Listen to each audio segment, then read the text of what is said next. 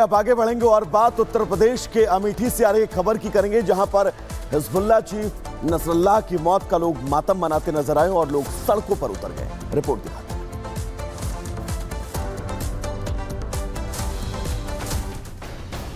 Israel ने Hezbollah chief Hasan Nasrallah को मौत की नींद सुला दिया, लेकिन अब उसको लेकर कई जगह प्रदर्शन हो रहे हैं।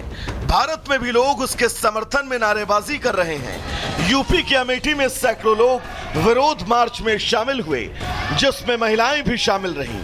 हाथों में नसरुल्लाह की फोटो और स्लोगन लिखी तख्ती के साथ नारेबाजी। जायज कस्बा देर शाम लब्बैक हिजबुल्लाह के नारों से गूंज उठा।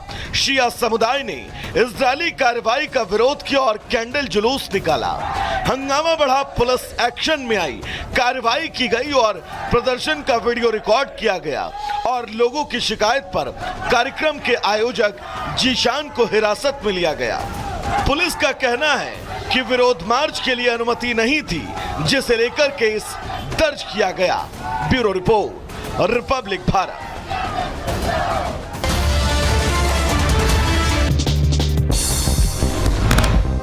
इजराइल ने एक बार फिर से लेबनान पर किया हमला। इजराइल ने बेरूत में इस्लामिक स्वास्थ्य प्राधिकरण के केंद्र पर बोला हमला। इजराइल ने लेबनान की राजधानी बेरूत पर की भीषण एयर स्ट्राइक। बेरूत के रिहायशी इलाके में इजरायली सैनिकों ने किया हवाई हमला। लेबनान के स्वास्थ्य मंत्रालय का दावा, पिछले 24 घंटे में लेबनान पर इजराइल हमले में 46 लोग मारे गए, 85 लोग हुए जख्मी। सीरिया के दमिश्क में इजरायली सैनिकों ने हवाई हमला किया। इजरायली हमले में 3 नागरिकों की मौत, जबकि एक इमारत पर आईडीएफ ने हमला किया। इमारत में हिजबुल्लाह और आईआरजी के अधिकारी थे। ईरान पर बड़े हमले की तैयारी में इजराइल। तेल अवीव में नेतन्याहू ने सेना के टॉप कमांडर्स के साथ की बैठक। 3 टारगेट किए गए थे। ईरानी नेता, ऑयल रिफाइनरी और एयर डिफेंस सिस्टम ध्वस्त करने का लक्ष्य। मिडिल ईस्ट संकट को लेकर G7 की आपात बैठक। इजराइल के सपोर्ट में आए फ्रांस, जर्मनी। ईरानी खतरे से निपटने के लिए फ्रांस भेजेगा सैन्य संसाधन। इटली ने कूटनीतिक समाधान निकालने पर जोर दिया। G7 बैठक में अमेरिकी राष्ट्रपति जो बाइडेन भी हुए शामिल। कहा, अपने रास्ते से भटक रहा ईरान। इजराइल के अगले कदम पर नेतन्याहू से जल्द करेंगे बातचीत के जरिए समाधान निकालने की होगी कोशिश। इजराइल की मदद से पीछे हटे बाइडेन। बोले, तेहरान की न्यूक्लियर साइट पर हमले का समर्थन नहीं करेगा अमेरिका। ईरान के सुप्रीम लीडर खामेनेई के बेटों ने लेबनानी हिजबुल्लाह दफ्तर में की बैठक और कहा कि ईरान के हर दुश्मन का करेंगे सफाया। नेतन्याहू गैलेंट समेत सैन्य अफसरों पर है निशाना। हिजबुल्लाह के खिलाफ इजराइल का ग्राउंड ऑपरेशन तेज। दक्षिणी लेबनान में कई किलोमीटर तक घुसे इजरायली सैनिक। हिजबुल्लाह से भिड़ंत में 8 सैनिकों की मौत हुई है। दक्षिणी लेबनान में इजराइल को पहुंचा भारी नुकसान। लेबनान में 8 इजरायली सैनिक मारे जाने का वीडियो हुआ वायरल। मृतक इजरायली सैनिकों को लेकर जाते हुए इजरायली वायुसेना के हेलीकॉप्टर को देखा गया।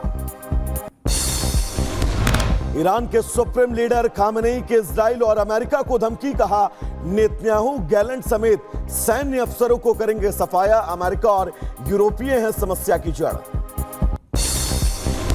ईरान के आर्मी चीफ मोहम्मद बागेरी का दावा, ईरानी सेना ने इजराइल के 2 बेस पर किया हमला। हमले में मोसाद का हेडक्वार्टर हुआ तबाह।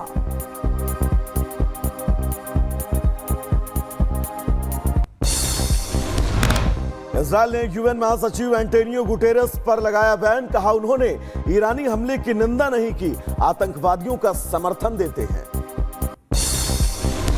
मिडिल ईस्ट में बड़ी टेंशन। लेबनान ने इजराइल पर दागे 240 से ज्यादा रॉकेट। आईडीएफ ने कहा, पहले पश्चिमी गैलिली में 70 रॉकेट दागे गए, जिनका असर खुले इलाकों पर पड़ा है।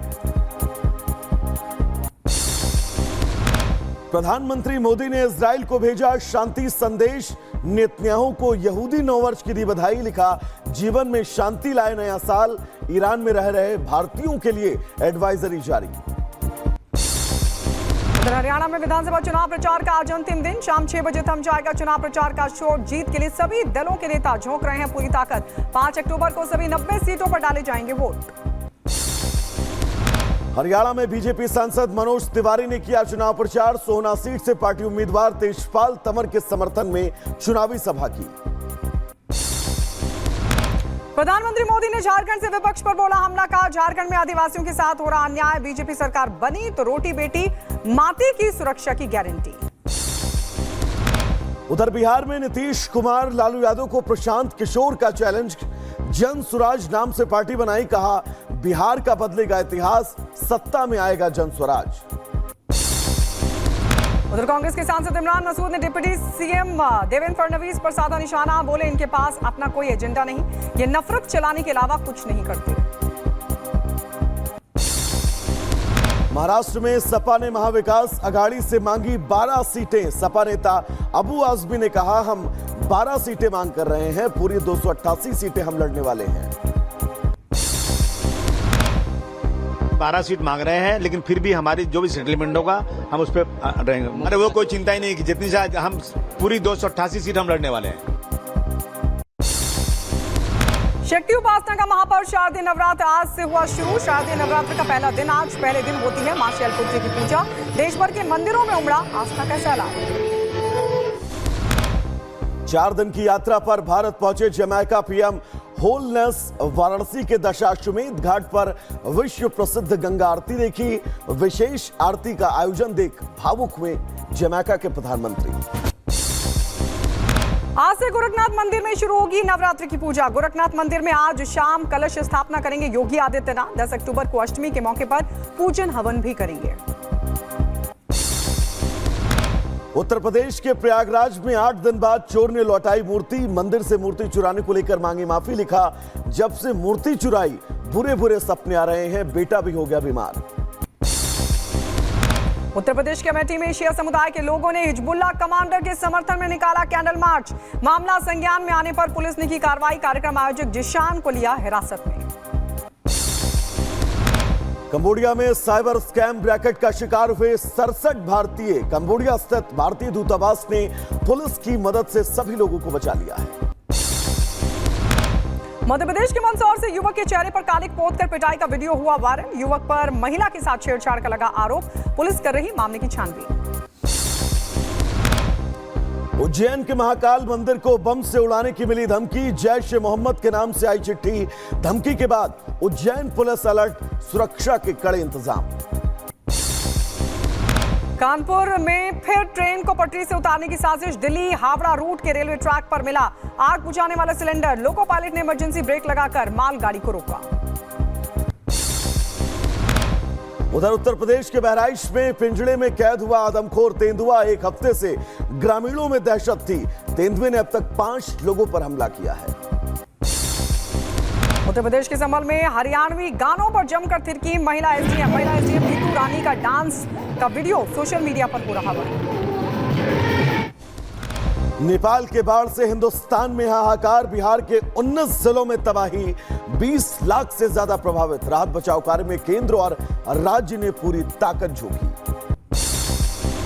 नेपाल में बाढ़ और भूस्खलन के बाद बारिश को लेकर नया अलर्ट हुआ जारी। अब तक 240 से ज्यादा लोगों की हो चुकी है मौत। नेपाल सरकार ने लोगों से सतर्क रहने की अपील की।